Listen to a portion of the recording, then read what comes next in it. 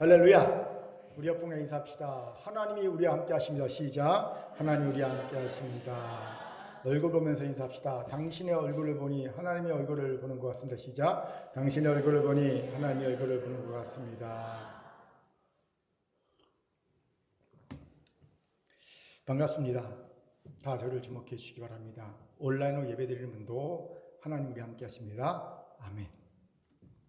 아마 요즘 엄마들은 대부분 대상 영속성이라는 용어를 접해봤을 겁니다.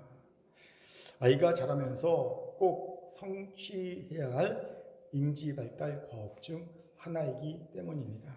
이것은요, 물체가 눈에 보이거나 소리가 보이지 않거나 소리가 울리지 않아도 여전히 그 물체가 계속 존재한다는 것을 아는 인지 능력을 말하지요. 이 능력이 없는 영화는요, 자기 눈앞에 좋아하는 딸랑이를 보여줬다가 딸랑이를 등 뒤로 이렇게 감추면요, 딸랑이가 세상에서 사라질 줄 압니다. 아예 그 존재가 없어진 줄 압니다. 이 대상 영속성의 발달 과정을 간단히 설명하면 이렇습니다. 생후 4개월 전까지는요, 방금 얘기한 것처럼 눈앞에 있는 물체가 사라지면 존재하지 않는다고 생각합니다. 없어지는 거예요, 세상에서.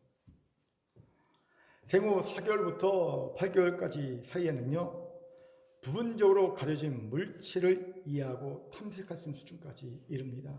딸랑이를 약간 보여주면요, 아, 있나 보다 라고 이해하고 탐색하는 수준이 8개월까지입니다. 그리고 8개월에서 12개월 사이에는요, 완전히 가려진 물체를 이해하고 탐색하는 수준이 이릅니다.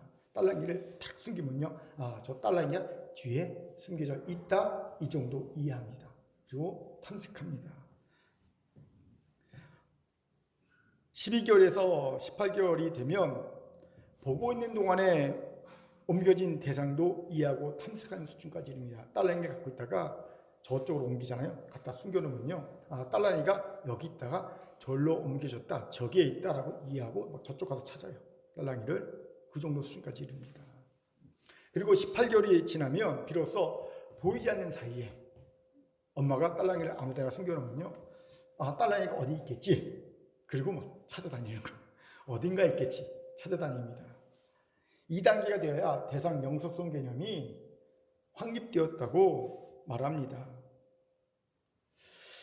저는 예전에 이 대상 영속성 개념을요, 알고 난 뒤에 문득 이런 생각을 해봤어요. 인지 발달 차원만이 아니라 신앙 인지 발달 차원에서 내 대상 영속성 능력은 과연 어디까지 발달해 있을까? 신앙 차원에서. 무슨 말입니까? 간단합니다. 과연 내가 보이지 않는 하나님을, 들리지 않는 하나님의 약속을, 고난과 시련에는 등 뒤에 숨겨두신 하나님의 은혜와 복을 이해하고 그리고 볼 수 있고 탐색할 수 있는 능력이 얼마나 발달해 있을까 하는 거였어요. 안 보여도 안 들려도 감춰져 있어도 과연 얼마나 내가 그걸 이해하고 탐색할 수 있을까. 예전에 몇 년 전에 생각할 때는요, 한 8개월에서 12개월 그 사이더라고요. 제가 어제 말씀 묵상하면서 저를 봤더니 그동안 많이 성숙했어요. 18개월 언저리 정도 된 것 같더라고요. 자, 여러분은 어떻습니까? 여러분은 어느 정도 발달해 있습니까? 혹시 눈에 보이는 것만, 손에 잡히는 것만, 귀에 들리는 것만 세상에 존재하는 것인 줄 알고 사는 4개월 미만의 영아 수준의 신앙 대상 영속성 수준에 머물고 있지는 않습니까? 그렇다면 그는 잠시 하나님이 그가 살아가는 세상의 딸랑이를 그냥 등 뒤에 감춰주시면 그게 없어진 줄 알고 하나님이 빼앗아 가신 줄 알고 대성통곡하고 올 겁니다. 잠시 숨겨둔 건데 물질의 복을, 건강의 복을, 형통의 복을 잠시 하나님께서 싹 숨겨둔 것뿐인데 없어진 줄 알고 난리 날 겁니다. 4개월 미만의 영아 수준의 신앙 대상 영속성입니다. 또 혹시 이렇게 기도하는 분이 있습니까? 하나님 조각 구름이라도 줬사오니 하나님의 숨은 뜻을 보여주옵소서. 그러면 제가 환난과 시련들을 가운데 숨겨두신 하나님의 뜻을 이해하고 하나님의 뜻을 이루어 드릴 수 있을 것 같습니다. 만약 이렇게 기도하는 분이 있다면 그분은 부분적으로 보일 때만 실체가 있으면 이해하고 탐색할 수 있는 한 4개월에서 8개월 사이에 영하 수준의 신앙 대상 영속성 능력을 가진 분일지 모릅니다. 그런데 이게 사실 그렇게 낮은 수준이 아니에요. 놀랍게도요, 그 위대한 불의 선지자 엘리야도 이 정도 수준이었거든요. 그도 구름 조각을 보여달라고 7번이나 하나님께 기도하지 않습니까? 굉장한 이적을 행한 선지자였지만 그도 신앙 대상 영속성 수준 부분에서는 4개월에서 8개월 수준이었다는, 4개월에서 8개월 수준이었다는 걸 알 수 있어요. 그러니 뜻대로 안 되자 탈진해갖고 죽겠다고 하나님한테 목리 부린 거 아니겠어요? 또 우리 중에 하나님이 복의 창구를, 또 복의 방법을 다른 것으로 바꾸셨는데 여전히 예전에 복의 창구에서 예전에 복의 방법대로 하나님께 복을 받으려고 애를 쓰다가 받지 못하니까 받을 수 없지요. 복의 창구가 바뀌었고 복을 준 방법이 바뀌었는데 하나님께 의심의 눈치를, 원망과 불평의 마음을 가진 분이 있습니까? 이분은 아직 18개월짜리 신앙 대상 영속성 능력이 생기지 않은 분인지 모릅니다. 믿음 좋다는 신앙인들에게서 많이 볼 수 있는 모습이지요. 예전에 하나님이 형통의 창구로 복을 주셨어요. 그런데 이제는 고난의 창구로 바꾸셨어요. 복을 주는 창구를. 즉 고난을 통해 복을 주시는 거예요. 이때 보면 낙담하더라고요. 기뻐하고 감사해야 함에도 그러지 못합니다. 아니 하나님 예전에는 형통의 창구로 형통의 복을 주셨는데, 건강의 창구로 건강의 복을 주셨는데, 재물의 창구로 재물의 복을 주셨는데 왜 이제는 시험과 환난을 주십니까? 이렇게 원망불평하고 낙담합니다. 아니에요. 하나님 이제는 복을 주는 방법을, 창구를 바꾸신 거예요. 환난과 시험의 창구를 통해서 환난과 시험의 복을 주신 거거든요. 근데 이걸 이해 못합니다. 이것이 안타깝지만 우리의 현실입니다. 그런데 아십시오. 확고하게 발달하지 않은 신앙 대상 영속성 능력으로는 이 악하고 복잡한 세상에서 보여지지 않고 만져지지 않고 들려지지 않으며 복의 창구를 바꾸어 복을 주신 하나님, 복의 외형을 바꾸어 복을 주신 하나님, 이 하나님의 뜻을 분별하고 이해하고 탐색한 능력을 가진 제자로 사는 것이 불가능해집니다. 왠지 아세요? 자꾸만 우리에 대해서 사탄은요, 하나님의 약속과 은혜 앞에 고난과 시련이라는 산을, 그것도 첩첩산을 놓기 때문입니다. 그렇게 신앙 대상 영속성 능력이 없으면 첩첩상주만 평생 헤매다가 한 번도 주의 뜻을 이루어지지 못하고 죽는 한심한 인생을 살 수밖에 없게 되지요. 그렇게 무조건 여러분 18개월 이상의 수준으로 신앙 대상 영속성 수준을 발달시켜야 합니다. 그래야 보이지 않고 들리지 않고 완전히 가려진 하나님의 뜻이라 하더라도, 복의 창구가 바뀌었다 하더라도, 복의 내용이 바뀌었다 하더라도 이게 복임을, 이게 은혜임을 이해하고 탐색하여서 하나님의 뜻과 은혜를 찾아내는, 그리고 그 안에 담겨진 사명을 발견하여 감당해내는 주의 자가 될 수 있을 것이기 때문입니다. 오늘 이런 능력이 우리에게 있기를 주의 이름으로 축원합니다. 아멘. 자, 몇 분과 이렇게 인사합시다. 신앙 대상 영속성 능력을 확고히 합시다. 시작. 신앙 대상 영속성 능력을 확고히 합시다. 아멘. 이런 우리에게 오늘 본문이 귀한 통찰을 주지요. 본문을 봅시다. 본문은 예수님께서 오병이의 기적을 베푸신 후에 제자들을 따로 베어 태워 황급히 바다 건너 벳세다로 보내시면서 일어난 사건을 기록하고 있지요. 우리 같이 45절, 46절을 힘있게 읽겠습니다. 시작.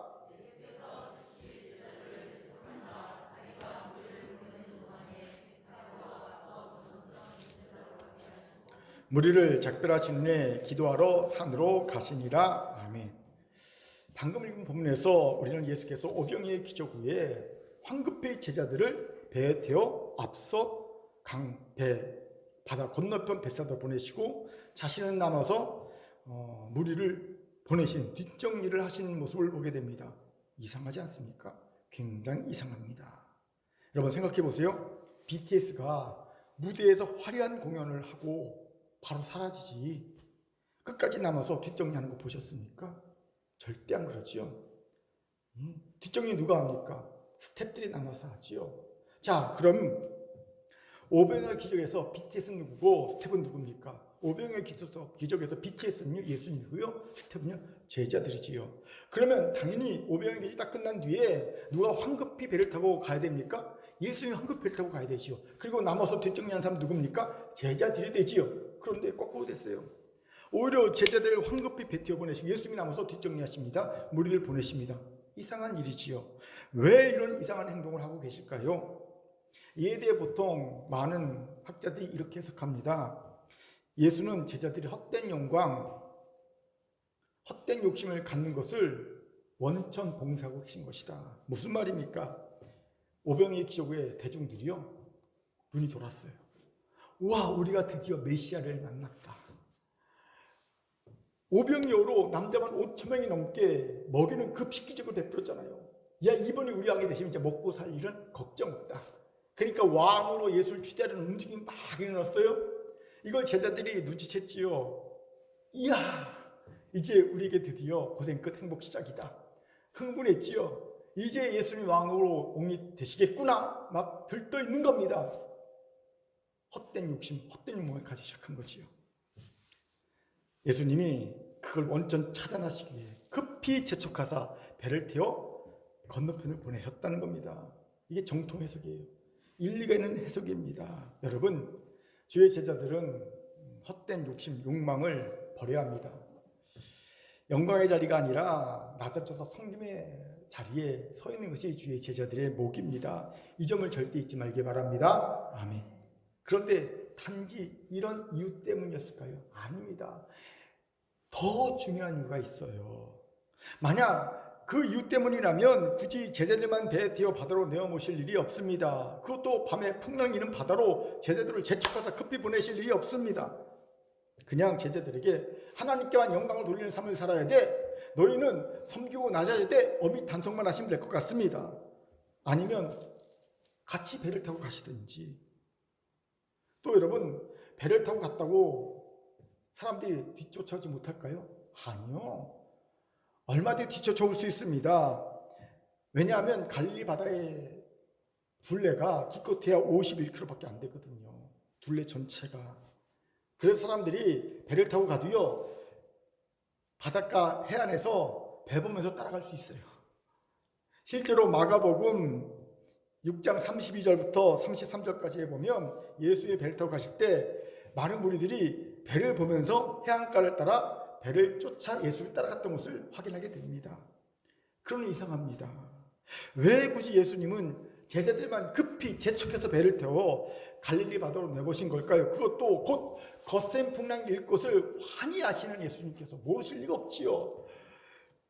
뻔히 예수님은요 제자들이 겉셈 풍랑에 고생할 걸 아시면서 재촉하여 왜 배를 태워 갈릴리 바다로 내모신 걸까요? 그것도 제자들만. 우리는 제자들이 갈릴리 바다에서 만난 풍랑이 보통 풍랑이 아니라 제자들도 감당할 수 없는, 갈릴리 바다에서 어려서 또 잔뼈가 굵은 어부로 잔뼈가 굵은 제자들로 감당할 수 없던 거센 풍랑이었음을 본문을 통해 알게 되지요. 우리 47절 48절을 힘있게 읽겠습니다. 같이 읽지요. 시작. 저물매 배는 바다 가운데 있고 예수께서는 홀로 무태에 계시다가 바람이 거스림으로 제자들이 힘겹게 누워졌는 것을 보시고 밤 사경쯤에 바다 위로 걸어서 그들에게 오사 지나가려고 하시매. 아멘. 48절에서 주목할 것은 밤 사경쯤입니다. 이것이 주는 정보가 많지요. 47절은요 제자들의 배가 바다 한가운데 있을 때가 밤이 시작될 즈음이라고 이야기합니다. 오병이어가 일어난 때가 저녁 식사 때 한 6시쯤으로 짐작하면요 대략 9시쯤 제자들이 탄 배가 갈릴리 바다 한가운데 있었을 것으로 보입니다. 그런데 제자들이 풍랑에 맞서 배를 저으면서 고생한 시간은 약 밤 사경쯤입니다. 밤 사경은요 우리 시간으로 하면 새벽 3시부터 6시까지거든요. 몇 시간의 갭이 있습니까? 9시간 정도의 갭이 있죠. 이 9시간을 제자들이 바다에 있었단 말입니다. 여러분, 갈릴리 바다 동서 길이는 6마일 정도입니다. 그런데 배가 바다 중간에 있었으니까 약 3마일, 4.8km 정도를 바다에서 어릴 때부터 잠바가 군 어부 출신인 제자들이 9시간 동안 한 거예요. 4.8km를 9시간 동안. 그 이상이지요. 1시간에 약 533m 간 겁니다. 1시간에 533m는요, 개미도 갈 수 있어요. 개미가 부지런히 걸으면요, 1시간에 533m 갈 겁니다. 여러분, 갈릴리 바다에서 잔뼈가 굵은 어부 출신 제자들이 노를 저었는데 9시간이 넘는 시간 동안 4.8km, 1시간에 533m밖에 못 갔어요. 뭐 때문에 그렇습니까? 풍랑 때문입니다. 얼마나 풍랑이 거셌는지를 알게 하는 대목이지요. 그런 이상하지 않습니까? 여러분이 만약 제자라면 내가 열심히 노를 졌어요. 배 젓는 거라면 나를 따라올 수 없는 자신감을 가진 어부입니다. 평생 노를 졌으니까. 그럼 내가 열심히 배를 졌는데 1시간 열심히 져봤자 533m밖에 못 갔어요. 자, 그럼 어떻게 할 것 같습니까? 자, 1번 계속 노져 간다. 2번 포기하고 무스트로 돌아온다. 몇 번? 2번이죠. 바보가 아닌 이상. 그치요? 아니, 탁 보면 견적 나오지요. 풍랑 때문에 아무리 노를 열심히 져봤자 533m만 못 가면요, 아니 왜 8시간을 더 힘써서 노를 져 갑니까? 바로 다시 무트로 돌아오지요? 이건 바보가 아닌 이상 다 그럴 겁니다. 그런데 제자들은 바보 같아요. 막 열심히 노를 저어서 바다 한가운데까지 갔습니다. 이게 말이 됩니까? 말이 안 되는 거예요. 아, 그럼 뭐 다른 무엇이 추정됩니까? 한 가지 방법이 있어요. 제자들이 딱 배를 저어 나갈 땐 해가 쨍 하고 바람 한 점 없었어요. 그래서 제자들이 신나서 6시에 출발 배를 딱 놓아져 갔어요. 그런데 갑자기 바다 한강 딱 이르자마자 날씨가 확 변한 거예요. 바람이 막 불고 막 그냥 강 하면서 막 하늘이 시큼해지고 막 감당할 수 없는, 갈릴리 어부로 잠뼈 앓고 그들도 감당할 수 없는 처음 보는 그런 폭풍이 몰아친 겁니다. 그리고 9시간이 넘는 시간을 쩔쩔매면서 1m도 전진하지 못한 거예요. 5도 가도 못한 상황에서 적어도 9시부터 밤 9시, 새벽 3시, 6시 사이를 그냥 거기서 죽기 사이로 사투를 벌이고 있던 겁니다. 즉 제자들이 오도 가도 못하고 바다 한가운데 9시간 이상을 사투를 벌일 정도의 거센 풍랑이 일었다는 거예요. 이러니 더욱 이상하죠. 예수님께서 이런 거센 풍랑이 일 바다로, 그것도 제자들을 마치 뭔가에 쫓기듯이 재촉하듯 배를 태워 보내셨을까요? 45절에서 재촉하사라는 단어를 보니 마치 예수님께서 일부러 풍랑이 오기 전에, 제자들이 풍랑이 올 것을 알기 전에 배를 태워 바다 한가운데로 보내신 것 같은 느낌이 듭니다. 왜요? 제자들이 어부잖아요. 조금 늦장 피우다가 딱 배를 딱 타려고 하니까 딱 보니까 느낌이 이상해. 그러면 그냥 안 가지요. 딱 출발했는데 한 100m 정도 갔는데 바람 분다 그러면 제자들이 다시 돌아올 거잖아요. 그러지 못하라고, 옴짝달싹 못하라고, 오도가도 못하라고 예수님께서 일부러 빨리 재촉하사 바다 한가운데로 보내시려고 막 밀어붙이신 것 같은 느낌이 듭니다. 이 재촉하사 단어를 보니까 일부러 풍랑이 거세게 있는 바다 한가운데 제자들을 배 태워 그들 혼자 보내신 거예요. 왜 이러셨을까요? 우리는 이에 대해 중요한 이유 하나를 추정해 볼 수 있습니다. 바로 제자들의 신앙, 대상, 영속성 능력이 얼마나 발달했는가를 시험해 보시기 위함이었다는 거지요. 무슨 말입니까? 간단합니다. 예수님께서는 과연 제자들이 예수님께서 그들과 같이 있지 않은 상황에서도 거센 풍랑을 맞이해서 마치 예수님이 같이 계신 것처럼 믿고 보고 평안할 수 있는가? 이걸 보기 원하셨다는 거죠. 같이 있지 않아도 같이 있는 것처럼 믿고 볼 수 있는가? 이를 예수님께서는 거센 풍랑 속으로 제자들만 황급히 몰아넣고 시험하신 거지요. 그리고 제자들이 만약 조금 전에 오병이의 기적을 통해 예수가 하나님이시라는 것을 깨달았다면, 또한 예수가 비록 함께 배에 있지 않지만 자신들을 사랑하시며 지금도 산에서 자신들을 위해 기도하고 계신다는 것을 믿음의 눈으로 보고 확신했다면, 안 보이지만 보고 확신했다면, 즉 신앙 대상 영속성 능력이 발달해 있었다면 거대한 폭풍이 앞을 가리고 있는 상황에서도 마음을 평안히 유지할 수 있으며 그 폭풍을 뚫고 무사히 시험을 통과할 수 있었을 것을 기대하셨다는 거예요. 이 기대를 갖고 시험을 하신 거지요. 지금도 마찬가지입니다. 하나님은 우리에게도 신앙 대상 영속성 능력이 있는지를 시험하고 계십니다. 비록 폭풍과 같은 문제와 시련이 우리의 삶을 가로막고 있어도 그 뒤에 여전히 계시는 하나님의 사랑과 능력과 보호와 인도를 믿고 있는가? 보이지 않아도 들리지 않아도 하나님의 사랑을, 인도를 믿고 있는가? 그리고 그 마음을 담대히 평안히 지킬 수 있는가? 그리고 폭풍을 뚫고 나오는 믿음과 용기가 있는가? 그런 제자가 있는가 보고 싶어 하신다는 거예요. 왜요? 이것이 제자의 삶에 꼭 필요한 능력이라는 것을 너무나 잘 아시기 때문입니다. 대상 영속성 능력이 아이들의 인지발달 과정에 꼭 성취해야 될 과업인 것처럼 우리 신앙인에게 신앙 대상 영속성 능력도 제자의 삶에 꼭 필요한 능력이라는 걸 아시기 때문이지요. 여러분, 이 시험을 통과할 능력이 우리에게 있습니까? 여러분에게 있습니까? 있기를 바랍니다. 아멘. 그런데 안타깝게도 이런 예수님의 시험을 제자들은 통과하지 못했습니다. 9시간쯤 제자들 시험 가운데 주신 예수님께서는 제자들의 상태를 확인하기 위해 무리를 걸어오시지요. 이때 제자들의 반응이 어땠습니까? 49절부터 59절까지를 힘있게 읽겠습니다. 시작!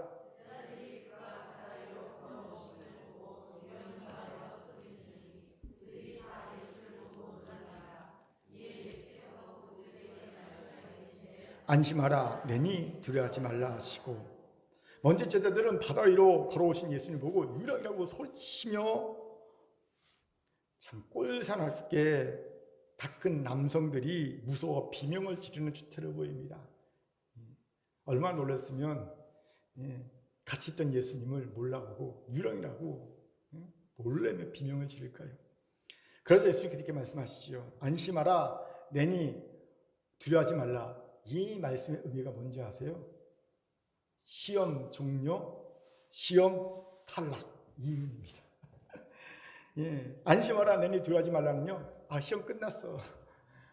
그러니까 이제 더 이상 떨지 마. 마치 운전면허 그렇게 우리가 시험 볼 때 옆에 시험관 있잖아요. 그때 계속 떨어졌어요. 막 틀리고 감점 만점이 똑 떨어졌어요. 그러니까 옆에서 시험 끝, 시동 끄세요. 이런 거 똑같은 거예요.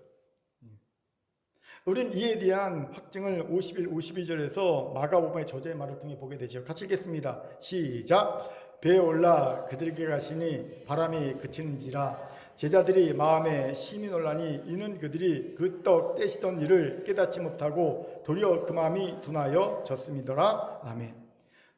저자는 제자들의 마음이 둔하여졌다고, 도리어 둔하여졌다고 말합니다. 여기서 둔해졌다는 것은요, 단단해졌다, 돌같이 굳어졌다는 말이에요. 이 단어의 시제는 헬라어 완료분사 수동태입니다. 헬라어 완료분사 수동태는요, 어떤 일의 결과로 오늘 남아있는 것을 의미합니다. 즉, 이 폭풍, 거센 폭풍이 있는 바다 시험을 통해 제자들에게 남아있는 것은 믿음과 깨달음이 아니라, 감사, 감격이 아니라 돌같이 단단히 굳어진 마음이었다는 거예요. 이런 시험 탈락이지요. 그런데 제자들만 시험 탈락입니까? 아닙니다. 우리도 마찬가지입니다. 우리도 더 큰 믿음의 차원으로, 더 깊은 믿음의 차원으로, 정말 더 아름다운 하나님 깨달음의 차원으로 이끌어 주시기 위해 허락하신 우리의 삶에 폭풍이 있거든요. 하나님이 큰 믿음과 은혜를 주시기 위해서, 큰 깨달음을 주시기 위해서 우리의 삶에 폭풍을 허락하시거든요. 그런데 도리어 이 폭풍을 통해 믿음이 커지고 깨달음이 깊어지는 게 아니라 있던 믿음마저도 잃어버린 이들이 너무 많습니다. 제자들의 모습이자 우리의 모습이죠. 자, 왜 이런 일이 벌어질까요? 신앙 대상 영속성이 확고히 발달하지 못했기 때문입니다. 여기서 중요한 질문이 생기죠. 그럼 어떻게 신앙 대상 영속성 능력을 발달시킬 수 있을까요? 적어도 18개월 이상으로 발달시킬 수 있을까요? 먼저는 전능하신 하나님을 믿어야 합니다. 48절 끝부분에 지나가시려고 하심에 주목합시다. 놀랍게도 제자들에게 오신 예수님께서는요, 제자들이 탄 배에 오르실 줄 알았는데 그냥 그 배를 스쳐 지나가십니다. 굉장히 매정해 보이는 모습이지요. 놀랍습니다. 어떻게 우리 예수님께서 이렇게 매정할 수 있을까요? 그치요? 그 인자와 자비가 많으신 예수님께서 어떻게 놀라서 죽을 고생을 하고 있는 제자들을 보고 그냥 스쳐 지나갈 수 있겠습니까? 잘 들어보세요. 예수님께서도 때로는 이렇게 매정하십니다. 단 사랑하는 이들에게 더 깊은 차원의 믿음과 깨달음을 주시기 위해서라면 매정해 줄 수 있어요. 사랑의 모습은 바뀔 수 있어요. 인자와 긍휼도 사랑의 모습이지만 때로는 단호함과 매정함도 사랑의 모습일 수 있습니다. 이걸 이해하셔야 합니다. 예수님께서 왜 직접 제자들에게 가셔서 그들의 어려움을 해결해 주고 싶지 않으셨겠습니까? 해결해 주고 싶었겠지요. 예수님께서 밤새 산에서 기도하신 기도의 내용이 뭘까요? 9시간 이상 기도하신 내용이 뭘까요? 바다에서 헤매고 있는 제자들을 위한 중보 기도가 아니었겠습니까? 하나님, 저들이 깨닫고 믿음으로 서서 저 풍랑을 통과하게 하여 주옵소서, 이 시험을 통과하게 해 주옵소서, 이 기도하셨지 않았겠습니까? 하지만 예수님은 고난에 처했던 제자들을 보시고 그냥 지나치려 하십니다. 왜요? 제자들에게 지금 진정 필요한 것은 신앙 대상 영속성 능력을 통해 스스로 문제를 극복하는 믿음이었기 때문이지요. 즉 비록 예수께서 그들과 같이 배에 있지 않아도 있는 것처럼 보길 원하셨던 거지요. 비록 그들이 감당치 못할 폭풍 속에 있지만 그 폭풍 뒷면에 감춰진 하나님의 은혜, 복, 뜻을 이해하고 탐색하길 원하셨던 거예요. 그리고 지금도 주님은 그의 제자들에게 이렇게 시험하십니다. 시험을 주시지요. 언제까지 품에 안고 싸고 돌 수 없잖아요. 이제는 그들 스스로 주신 믿음과 은혜를 가지고 보이지 않는 것을 보며 폭풍 속에서 하나님의 뜻을, 은혜를 탐색하고 이해할 수 있는 자가 되어야 되지 않겠습니까? 사랑하는 긍휼 성도 여러분, 혹시 여러분 중에 폭풍과 같은 환난과 고통이 몰아치고 있는데 예수님은 내가 너무 무감시하시다, 나와 동행하지 않고 나 멀리 떨어져서 나를 방관하시는 거 아닌가, 이런 생각에 마음이 소원하고 원망품이 들고 있지는 않습니까? 그렇다면 오늘 말씀에 귀를 기울이십시오. 왜 주님이 그냥 스쳐 지나가게 하시겠습니까? 무엇 때문입니까? 우리 스스로 그 문제를 해결하기를 원하셨기 때문입니다. 이미 예수님께서는 그 문제를 해결할 믿음도 은혜도 다 주신 거예요. 그리고 예수님께서는요, 우리가 그 문제를 해결할 수 있도록 하늘 보좌 우편에서 이미 우리의 중보하고 분이 계시고 계신 겁니다. 그렇게 주님께서 직접 우리 인생의 배에 오르지 않았다 하더라도 이미 주님 우리 함께 있는 거 마찬가지예요. 이미 우리에게 믿음과 은혜를 다 주셨고 우리를 위해 중보하고 계시기 때문에 직접 내 눈에 보이지 않고 나 함께 하지 않는 것 같은 그런 상황에도 사실은 함께하고 계신 거예요. 이것을 이해하고 믿고 볼 수 있는 자가 평안 얻는 자입니다. 단지 손에 잡히고 눈에 보여야지만 안심하는 유아기적 신앙을 벗어난 거예요. 문제를 해결할 수 있습니다. 이 은혜를 갖기를, 믿음을 갖기를 주의 이름으로 축원합니다. 아멘. 그런데 지나가신 예수에게는요, 이것 말고도 또 다른 진짜 중요한 이유가 있어요. 이게 진짜 중요합니다. 뭡니까? 바로 예수가 전능하신 하나님이라는 선포입니다. 우리 같이 출애굽기 34장 6절을 힘있게 읽겠습니다. 같이 읽겠습니다. 시작. 여호와께서 그의 앞으로 지나가시며 선포하시되 여호와라 여호와라 자비롭고 은혜롭고 노하기를 더디하고 인자와 진실이 많은 하나님이라. 아멘. 구약에 보면 하나님이 그 거룩하신 하나님 인간 앞에 나타나실 때 어떤 표현이 등장하냐면요, 하나님이 지나가신다라는 표현이 등장합니다. 출애굽기에도 등장하고요, 열왕기상에도 등장하고요. 하나님은요, 지나가시는 것으로 표현됩니다. 즉 예수님께서는요, 자신이 거룩하고 전능한 하나님이라는 것을 선포하고 계신 거예요. 지나가시면서. 왜요? 오병이어의 기적의 의미를 깨달았던 제자들은 이 사실을 알 수 있을 것이라 기대했기 때문입니다. 여러분, 오병이어의 기적이 어떤 의미입니까? 예수님이 광야에서 이스라엘 백성을 만나 매초를 먹인 그 하나님이라는 거거든요. 단순히 급식 기적이 아니라 나는 너희를 출애굽 때 광야에서 먹이고 입힌 그 하나님이라는 걸 선포하는 게 오병이의 기적의 의미거든요. 그렇게 제자들이 오병이의 의미를 깨달았다면 그들은 예수님을 전능하신 하나님을 이해했을 겁니다. 전능하신 하나님을 이해했다면 여러분 믿고 깨닫는 순간 신앙 대상 영속성 능력을 가질 수 있어요. 발달시킬 수 있어요. 왜요? 전능하신 하나님께는 능치 못할 일이 없기 때문입니다. 아멘. 생각해 보세요. 전능하신 하나님이 나와 함께 있지 않다고, 내 눈에 안 보인다고 나를 구원하지 못하실 리가 있겠습니까?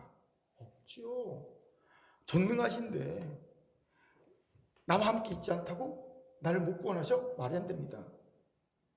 내 눈에 보이지 않는다고 못 구원하셔? 말이 안 됩니다.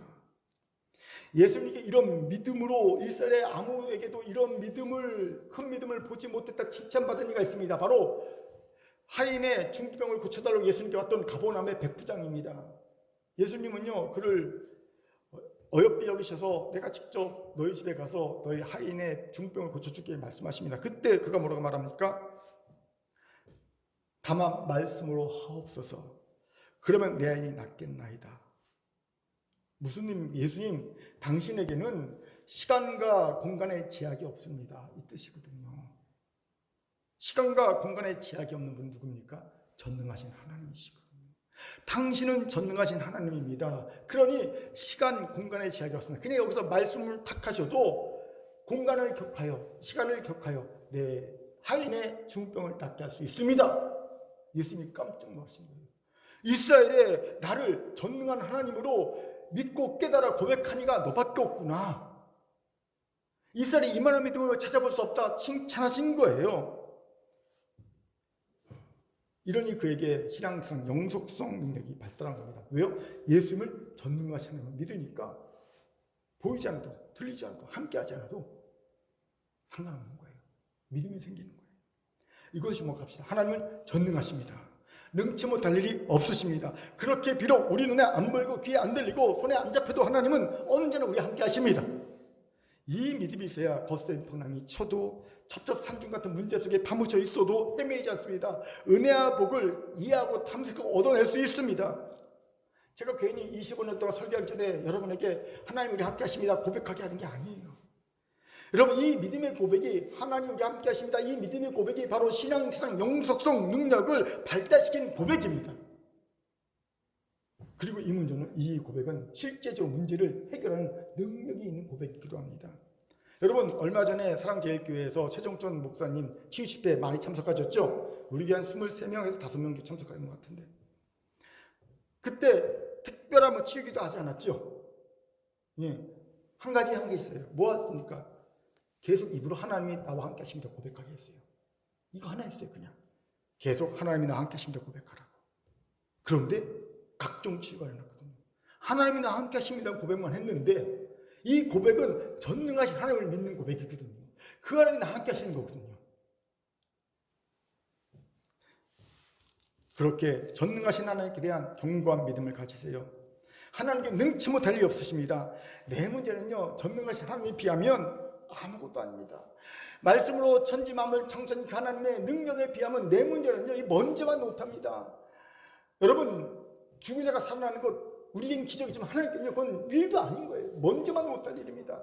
하물며 내 가정의 문제, 직장 문제, 사업의 문제, 건강 문제, 비전 문제, 결혼의 문제, 이생 문제, 생명 잉태 문제, 진학 문제, 취업 문제, 사명 감당 문제 그 어떤 문제라 할지라도 내게는 크고 내게는 어마어마한 문제지만 하나님께는요 이거는 진짜 먼지만 못합니다. 여러분 하나님을 전능하신 하나님을 크게 보시기 바랍니다. 그 하나님이 나와 함께 하십니다. 거센 풍랑이 뭐가 문제입니까? 하나님이 있든 없든 보이든 안 보이든 손에 잡히든 안 잡히든 뭐가 문제입니까? 그 하나님이 나를 사랑하시는데 상관없어요. 그저 하나님을 의지하면 됩니다. 하나님 그저 저와 함께 하시면 됩니다. 이 고백이 있으면 됩니다. 이 은혜가 있기를, 이 고백이 있기를 주님을 축원합니다. 아멘. 자, 저를 따라합시다. 전능하신 하나님을 견고하게 믿고 의지합시다. 시작. 전능하신 하나님을 견고하게 믿고 의지합시다. 아멘. 두 번째로 신앙 대상 영속성을 발달시키려면 하나님이신 은혜를 묵상하고 하나님을 깊게 깨달아야 합니다. 52절에서 제자들이 시험에 탈락한 이유를 뭐라고 설명합니까? 그들이 그 떡 떼시던 일을 깨닫지 못하고 라고 말합니다. 즉 오병이어를 통해 주신 은혜를 깊이 묵상하고 그 의미를 깨닫지 못했다는 겁니다. 그런데 만약 제자들이 오병이어를 통해 주신 은혜를 깊이 묵상하고 그 의미를 깨달았다면요, 어찌 되었을까요? 그들은 예수님을 전능하신 하나님으로 알았을 겁니다. 와, 예수는 단지 인간 메시아가 아니라 출애굽때 하나님이구나, 광야 하나님이구나, 전능하신 분이구나 깨달았을 겁니다. 이 깨달음을 가지고 그들이 겉셈 풍랑을 맞았다면 9시간이나 죽기 살기로 사투를 벌이며 헤매고 있었을까요? 아니요. 어떨 것 같습니까? 예수님 도와주세요 기도했을 겁니다. 하나님이니까. 그러면 산에서 기도하시면서 있던 예수님은요, 그 기도를 딱 들으면 어떡합니까? 그래, 내가 도와주러 갈게 갔을 겁니다. 예수님이 9시간 동안 뭘 기다리셨을까요? 제자들이 예수님을 전능하신 하나님을 깨닫고 예수님께 구원의 기도를 드리는 걸 기다리셨을 겁니다. 기다린 거야. 9시간 이상은 안 돼. 근데 기다리고 기다려도 예수님 도와달라는 기도가 안 나오는 거야. 왜? 오병이어의 기적을 통해 예수님께서 전능하신 하나님이라는 사실을 깨닫지 못했으니까. 예수님께 도움을 청하지 못하는 거예요. 예수님이 기다리다 9시간 기다리다 더 시간 지나면 죽을 것 같으니까. 드디어 9시간 만에 바다 위를 걸어오신 거예요. 답답하시니까. 아마 제자들은 예수님 때문에 이 웬 개고생인가 하고 원망부정했을 겁니다. 재촉해서 막 보내셨으니까. 예수님이 재촉해서 보내시지 않았다면 우리가 이렇게 풍랑일 때 고생하지 않는데 보내셔갖고 우리가 이 고생한다고 원망부정하면서 마음이 굳어진 거예요. 둔감하게 단단해진 돌처럼. 왜 이렇게 됐습니까? 주신 은혜 깊이 묵상하고 그걸 통해 예수님이 누구시 깨달아야 되는데 깨닫지 못했기 때문입니다. 한심한 일이 아닐 수 없지요. 그렇게 여러분 신앙 대상 영속성 능력을 가지려면 주신 은혜를 묵상하고 깨달아야 합니다. 그런데 제자나 우리가 크게 다르지 않아요. 성도들 보면 하나님의 은혜를 주시잖아요. 그럼요 크게 기뻐합니다. 감사합니다. 그리고 끝입니다. 놀라요. 은혜를 주시면 기뻐하고 감사하고 끝납니다. 이런 은혜를 받았던 사람이 시험과 환난이 닥쳐오면요 그 은혜를 묵상하고 은혜를 통해 묵상한 그 무언가 깨달음으로 믿음으로 그 닥친 시험 환난을 이겨내고 극복하고 더 성장한 것이 아니라 마치 인생에서 단 한 번도 은혜를 받지 못한 사람인 것처럼 생각하고 행동하고 말합니다. 두려워하고요, 걱정하고요, 염려하고요, 좌절하고요. 한 번도 은혜를 받지 못했던 것처럼 흔하게 보는 모습이죠. 도대체 얼마 전에 받던 그 은혜는 어디다 팔아먹었는지, 어떻게 그렇게 큰 은혜를 받고 지금 이 시험 앞에서 왜 이렇게 무너지는지 황당할 수가 없어요. 엘리야가 그렇지 않습니까? 며칠 전에 갈멜산에서 바알과 아세라 선지자 850대 1의 싸움을 해서 불이 내리는 놀라운 능력으로 이겼잖아요. 그리고 바알과 아세라 선지자들 싹 다 죽였습니다. 3년 반 동안 가뭄으로 이스라엘이 피폐해졌는데 기도해갖고요 하나님께서 큰 비를 내려서 가뭄을 다 해결하신 능력을 보여주셨습니다. 자, 이 정도 큰 은혜를 받았으면 자신의 생각대로 안 돼요. 당장 북이스라엘이 다 완전히 회개하고 하나님께 돌아오지 않아요. 그리고 이세벨 왕비가 도끼를 품고 죽이겠다고 그렇게 으르렁거리지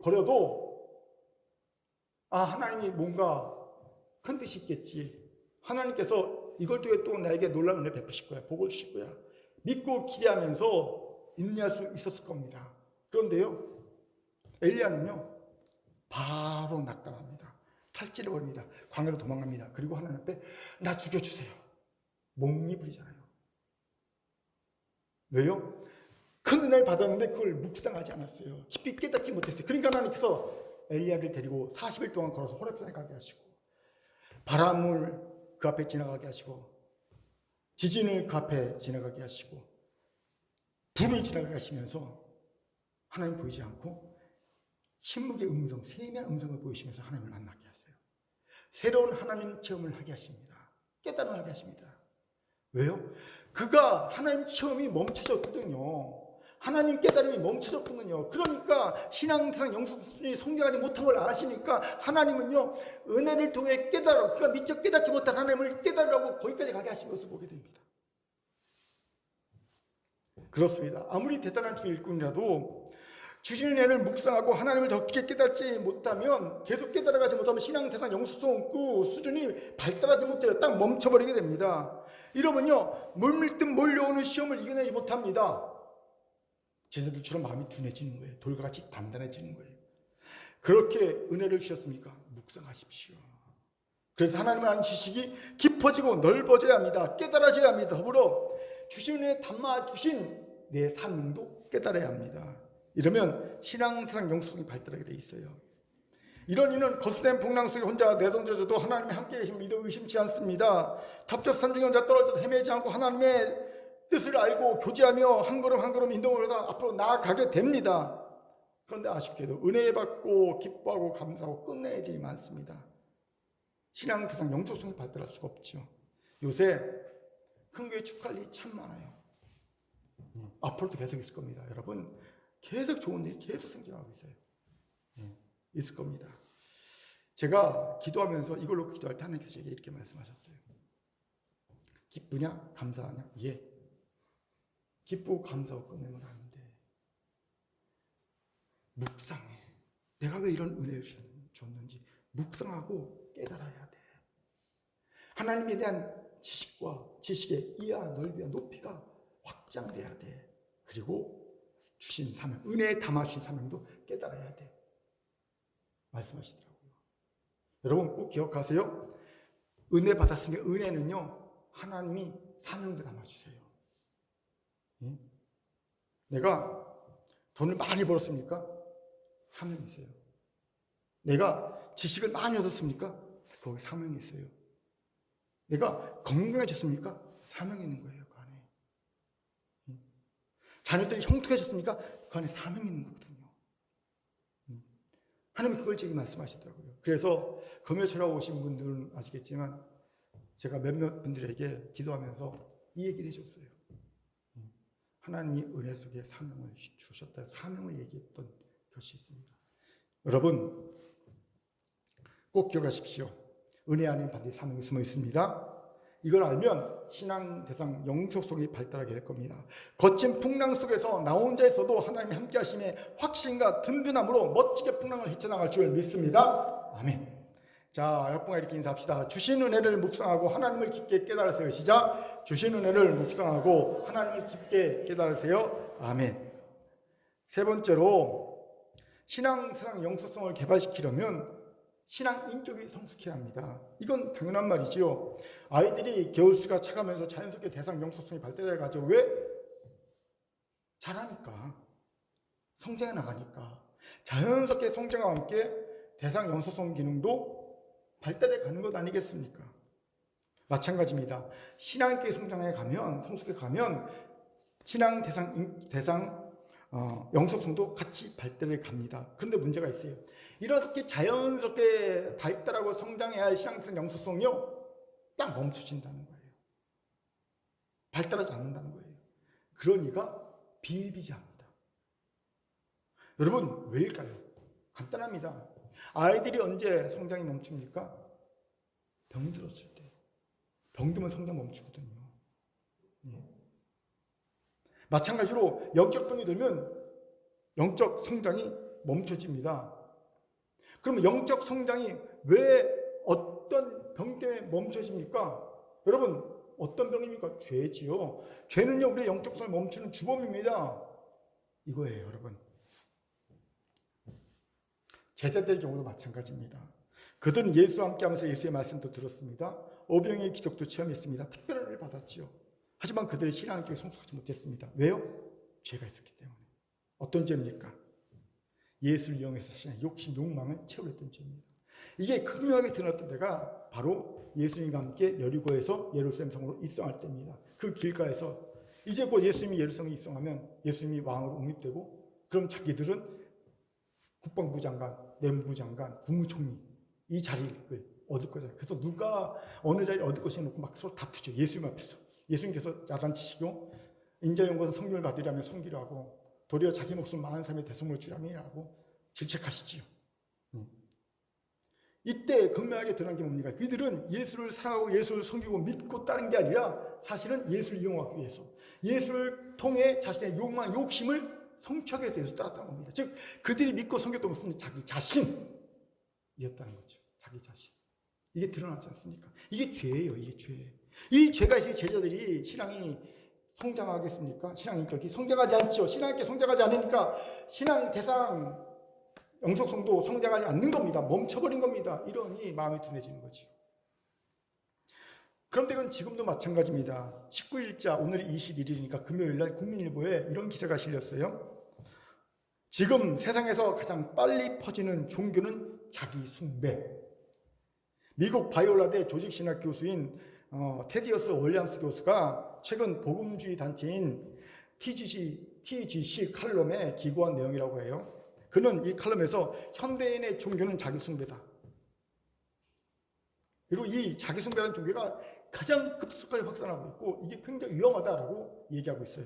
그는요, 좋은 신앙이라는 책을 이용하여 미국인의 84%가 자신을 즐기는 것이 인생의 가장 큰 목표라고 말하고 있고 86%가 자신을 즐기기 위해 가장 원하는 것을 추구해야 한다고 말하고 있고 91%가 자기 자신을 찾기 위해 자기를 성찰해야 한다고 얘기하고 있다고 말합니다. 이건요, 성경의 가치가 완전히 다릅니다. 성경은 뭐라고 말하냐면요, 오직 하나님의 영광을 위해 사는 것이 우리 인생의 목표다라고 말하고 있고요, 하나님의 영광을 위해 우리가 하나님의 선하시고 기뻐하시고 온전한 뜻을 찾아야 한다고 말하고 있고요, 그리고 나 자신을 찾기 위해 우리는 하나님과 함께 해야 된다. 말씀을 봐야 된다. 하나님 안에 내 자신의 진정한 자아가 있다 라고 말하고 있어요. 하나님을 찾아야, 하나님 안에 있어야 비로소 내 자아를 찾게 되고 내 정체성을 찾게 되고, 이렇게 얘기한다 말하고 있어요. 정반대지요. 그런데 이런 자기 숭배는요, 바울이 말세에 이미 나타날 징조로 예견하고 있다는 거죠. 우리가 잘 아는 디모데후서 3장 1절 2절을 같이 읽겠습니다. 시작. 너는 이것을 알라. 말세에 고통한 때가 이르러 사람들이 자기를 사랑하며 돈을 사랑하며 자랑하며 교만하며 비방하며 부모를 거역하며 감사하지 아니하며 거룩하지 아니하며. 보세요. 말세에 가장 먼저 나타나는 징조가 뭡니까? 사람이 자기를 사랑하면 자기 숭배, 자기를 우상으로 섬기는 겁니다. 여러분, 10계명 중 1계명이 뭡니까? 하나님은 다른 신을 두지 말라. 근데 이 1계명 어기는 이 무서운 죄를 지금 우리가 짓고 있다는 거예요. 그런데 성도들은요, 이 세상의 풍조를 아무런 비판 없이 걸림 없이 그냥 받아들입니다. 그래, 내 행복이 최고지. 내가 가장 즐거워 기뻐하는 걸 내가 해야지. 나를 찾기 위해 나를 성찰해야지. 하나님만에서가 아니라. 이렇게 생각합니다. 자기 욕심을 추구하며 예수를 따랐던 제자들, 우리도 그렇게 살고 있다는 겁니다. 이러니 신앙께 성숙할 수 없고요, 신앙께 성숙하지 못하니까 신앙에서 영속성 개념도 성숙하지 못하는 거예요. 왜 많은 성도들이 신앙생활을 오래 하지만 신앙 대상 영속성령이 0에서 4개월 아니면 4개월에서 8개월, 8개월, 12개월 요 사이에서 헤매고 있는지 아십니까? 18개월 이상 된 이들을 보기 어려운 이유가 뭔지 아십니까? 자기 숭배의 죄에 딱 걸려버려갖고 신앙 대상 영속성이 개발되지 않는 거예요. 발달하지 않는 거예요. 당연히 은혜를 주시면 그때뿐입니다. 기뻐하고 감사하고, 어려움과 시련과 환난이 닥치면 바로 주신 은혜는 뭐 신경도 안 써요. 아무리 큰 은혜를 주셨다도 지금 당장 힘들고 어려우면 원망 불평합니다. 낙담 좌절합니다. 하나님이 마치 한 번도 자신을 사랑하지 않고 은혜를 주지 않은 것처럼 굽니다. 이게 어이없는 신앙이죠. 얼마나 많습니까? 그럼 어찌해야 합니까? 질병 고쳐야죠. 자기 숭배의 죄를 회개해야 합니다. 여러분, 자기 숭배는 죄입니다. 죄는 결코 우리 행복하게 할 수 없죠. 그렇게 자기 숭배에서 회개하고 돌이켜 참 행복을 발견하기 바랍니다. 참 행복은요, 하나님이 우리와 함께 하시는 겁니다. 아멘. 자, 복복자 아시죠? 한자 복복자. 우리 청소년 친구들 복복자 알아? 한자 복복자? 모르면 이번에 한번 찾아봐. 설교 끝나고. 이게 상형문자인데요, 중국의 고대 상형문자에는요, 놀랍게도 하나님의 성경 말씀에 의미가 많이 담겨 있어요. 자, 복복자 보면요, 먼저 보일시가 있잖아요. 보일시. 보일시에다 날일자, 한일자가 있고 입구자가 있고 밭전자가 있게 돼 있죠. 이게 복복자죠. 이걸 성경적으로 해석하면 뭐냐면요, 자, 이 보일시는요, 하나님을 뜻합니다. 왜냐하면 이렇게 돼 있는 것은요, 그 옛날에 제단 있죠. 제물은 제단이고요, 제단 위에 이렇게 되는 거는 제단 위에 양, 제물 올려놓는 것 뜻합니다. 그래서 이게 하나님께 보이는 제사 라는 뜻이에요. 보일시가 하나님께 보이는 제사, 보일시. 그래서 이 보일시는 하나님을 뜻하고요. 자, 그리고 하나님이 한 사람, 입구는요, 입이잖아요. 이건 사람을 뜻합니다. 한 사람과 어디에 계시다? 밭전자. 에덴에 계시다. 자, 밭전자의 옛날 고대 상용문자 보면요, 원에다가 이렇게 돼 있어요. 성경에 보면요, 에덴 동산에 중심에서 4개의 강이, 근원이 흐르거든요. 4강. 그래서 에덴 동산에 4개의 강이 흐르는 게 밭전자예요. 이 동그란 밭전자가 나중에 네모난 밭전자로 바뀌거든요. 즉 에덴 동산에서 한 사람이 하나님과 함께 있는 것, 그것이 복이다라는 거예요. 그래서 행복은 뭐냐? 성경의 행복은요, 하나님과 함께 하시는 거예요. 우리 인간이 하나님과 함께 할 때 그게 진짜 복이라는 건 개념인 거예요.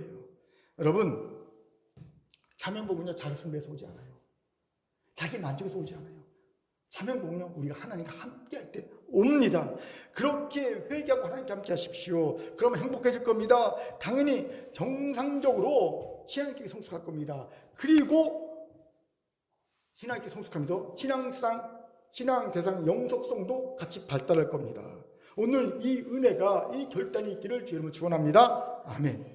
자, 저를 따라합시다. 자기를 숭배하고, 자기 숭배를 회개하고, 옆분과 인사합니다. 하나님과 함께 합시다. 시작. 하나님과 함께 합시다. 이제 말씀을 마치죠.